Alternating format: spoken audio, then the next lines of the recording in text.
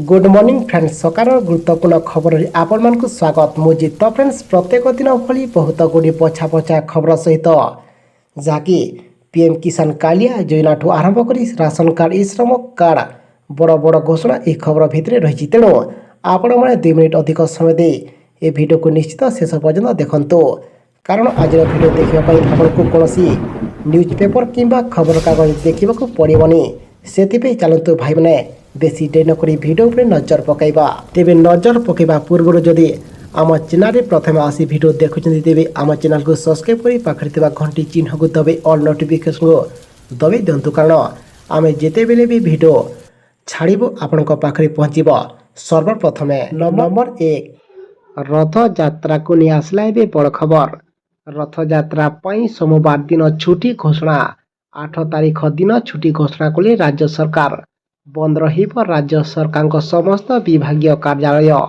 राजस्व एवं magistrate court मध्य बंद रहिब राज्य में समस्त बैंक भी बंद रहिब छुट्टी ने मुख्यमंत्री घोषणा पर विज्ञप्ति प्रकाश पाई छुट्टी ने राजस्व विभाग पक्षर प्रकाश पाइला विज्ञप्ति रथ यात्रा दिन 2 दिन किंबा 2 दिन चलू छुट्टी घोषणा करथिले मुख्यमंत्री।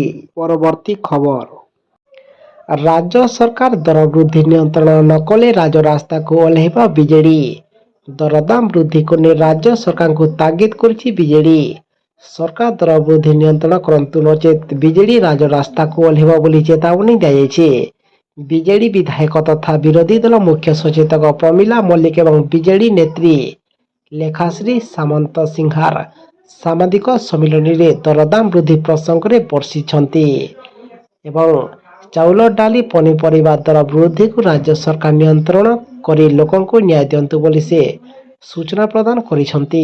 परवर्ती खबर दुर्बल नदीबंध एवं पूर्वर थिबा घाट को तुरंत मरामती पाई निर्देश मुख्यमंत्री श्री मोहन चरण माझी राज्यस्तरीय प्राकृतिक विपर्यय कमिटी बैठक 2024 रे अध्यक्षता कर अनेक महत्वपूर्ण पदक्षेप नहीं बैठक में उपमुख्यमंत्री श्री कनकवर्धन सिंह देव एवं प्रभाती परिडा राजस्व एवं विपर्यय परिचालना श्री सुरेश पुजारी स्वास्थ्य मंत्री मुकेश महालिंग आईन मंत्री पृथ्वीराज हरिचंद्र एवं अन्य मंत्रीगण सांसद एवं विधायक माने उपस्थित थिले एवं कमिटीर सदस्य मानक मतामत सुनिबा परे मुख्यमंत्री राज्य में थिबा दुर्बल थिबा नदीबंध एवं अतीत में सृष्टि होइतिबा घाट को तुरंत मरामती पाई जलसेचन विभाग युद्धकालीन भित्तिरे पदक्षेप नेबा पाई से निर्देश देइछंती।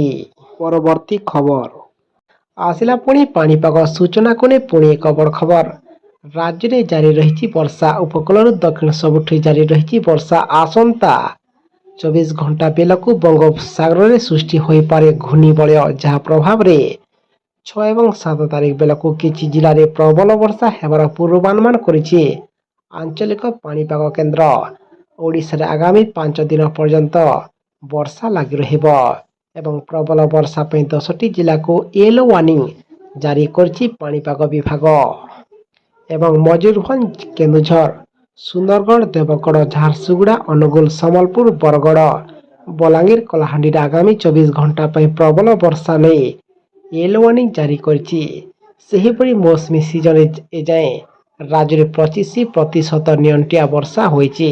परवर्ती खबर एणिकी एही मासरु सस्ता होई पारे एही सब जरूरी औषधर मूल्य खाद्य भली वर्तमान समय अधिकांश लोकों दैनंदिन जीवन में औषध मध्य रही किछि रोग पई लोकों को प्रतिदिन औषध खाइबाकू पड़ी थाए खाद्य सामग्री जिनिस महंगा हेले जेपरि सर्वसाधारण उपरे चढ़क पड़े औषध दाम बढ़िले मध्य किंबा महंगा हेले समान परिस्थिति भोगिबाकू पड़े तेबे जुलाई रे सस्ता होई पारे अनेक जरूरी एवं नित्य व्यवहार्य तथा दीर्घ दिन रोग पई व्यवहार हेउतिबा औषध तेबे विशेषकर गरीब लोक महंगा औषध किणी पारंती नाही सरकार एही समस्या को गुरुतर सह नेबा प्राय 100 रु अधिक प्रकारर औषध दाम ह्रास करिया नै योजना करुछंती।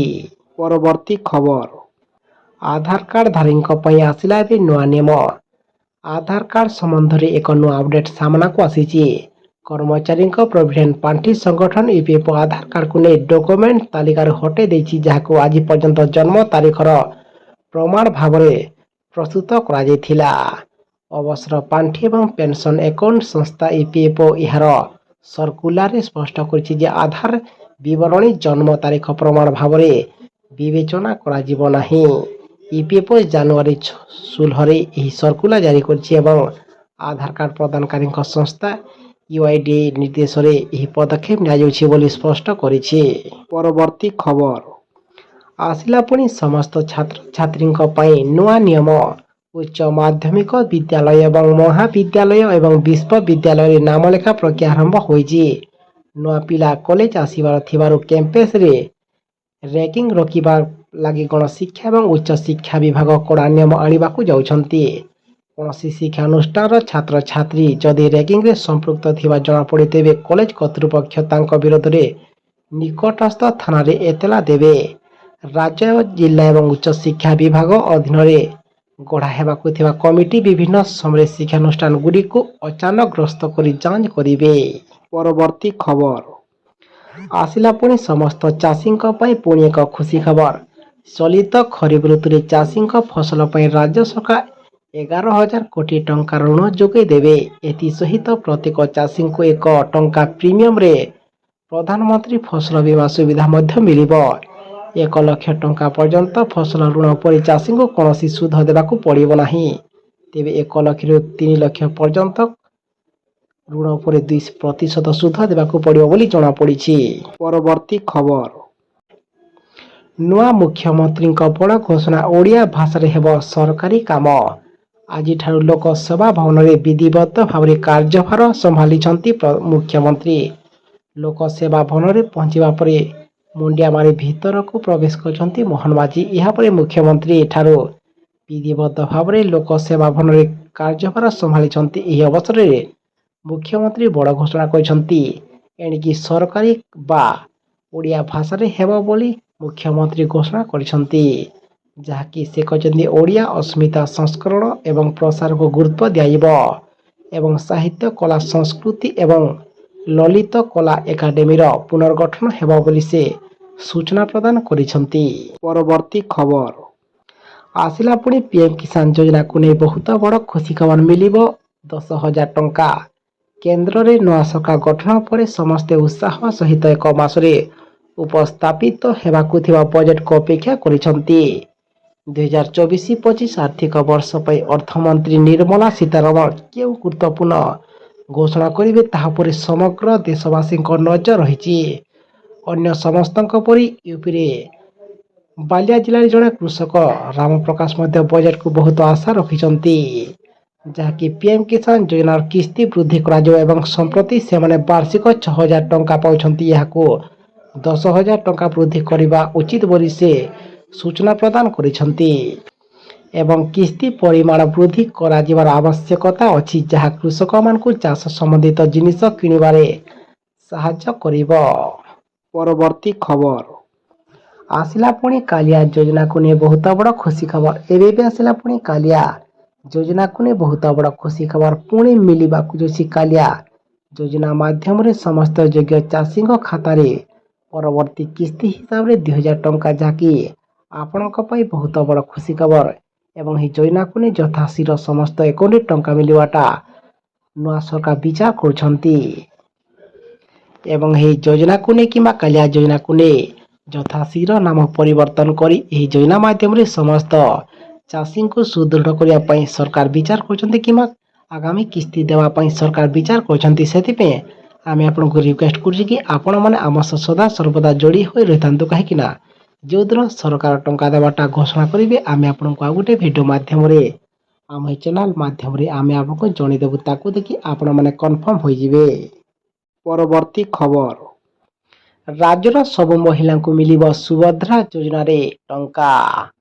ସୁଭଦ୍ରା ଯୋଜନାକୁ ନେଇ ଉପମୁଖ୍ୟମନ୍ତ୍ରୀଙ୍କ ବଡ଼ ବୟାନ। ରାଜ୍ୟର ଉପମୁଖ୍ୟମନ୍ତ୍ରୀ ତଥା ମହିଳା ଏବଂ ଶିଶୁ କଲ୍ୟାଣ ବିଭାଗର ମନ୍ତ୍ରୀ ପ୍ରତିଭା ପରିଡ଼ା ରାଜ୍ୟର ସୁଭଦ୍ରା ଯୋଜନା କାର୍ଯ୍ୟକାରୀ କରିବା ନେଇ ବଡ଼ ବୟାନ ଦେଇଛନ୍ତି। ସେ କହିଛନ୍ତି କ୍ୟାବିନେଟ ମୋହର ବାଜିବା ପରେ ସୁଭଦ୍ରା ଯୋଜନାର ଡ୍ରାଫ୍ଟିଂ ଷ୍ଟେଜରେ ଅଛି। ଏବଂ ଆସନ୍ତା 100 ଦିନ ଭିତରେ ସୁଭଦ୍ରା ଯୋଜନା ଲଞ୍ଚ ହେବ। ତେବେ ନିଷ୍ପତ୍ତି ଅନୁଯାୟୀ ରାଜ୍ୟର ସମସ୍ତ ମହିଳାଙ୍କୁ ମିଳିବ ଏହି ଯୋଜନାର ଲାଭ। ରାଜ୍ୟର ସବୁ ମହିଳାଙ୍କୁ ସୁଭଦ୍ରା ସ୍କିମର ଟଙ୍କା ମିଳିବ ବୋଲି ସେ ସୂଚନା ଦେଇଛନ୍ତି।